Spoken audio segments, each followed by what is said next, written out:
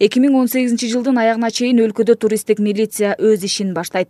Бул тууралуу 16 августта маалымат жыйынында Ички иштер министрлигинин маалымат кызматынын башчысы Бакыт Сейитов билдирди. Ушул жылдын аягына чейин туристтик милиция толугу менен түзүлүп бүтүп өз ишин баштайт. Бул бөлүм өлкөдөгү туризм саясатын жакшыртуу, эс алуучу жайларда коомдук тартипти сактоо максатында уюшулуп жатат. Жыл сайын эс алуучулардын саны көп болгон Ысык көлгө коомдук тартипти сактоо үчүн аймактык милиция кызматкерлери тартылчу.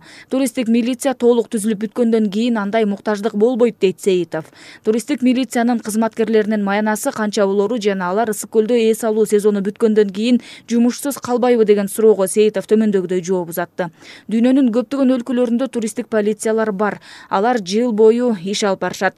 Бизде деле бөлүм толук түзүлүп бүткөн соң жайы кышы дебей эс алуучулар көп болгон аймактарда өз ишин башташат. Туристтик милициянын катардагы эч кандай офицердик наамы жок кызматкери 10 000 сомдун тегерегинде айлык алат. Анан жыл сайын айлык маянасы көбөйүп турат, деди Ички иштер министрлигинин басма сөз кызматынын башчысы.